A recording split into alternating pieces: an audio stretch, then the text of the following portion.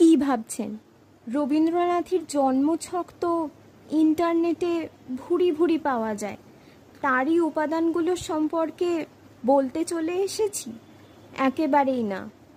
তিনি যদিও মহর্ষি দেবেন্দ্রনাথ ঠাকুরের সূত্রে জ্যোতির্বিদ্যায় জ্যোতির্বিজ্ঞানে বিশ্বাস করতেন, তবুও তার চিন্তাধারা কখনোই সেকেলে গোড়া ছিল না।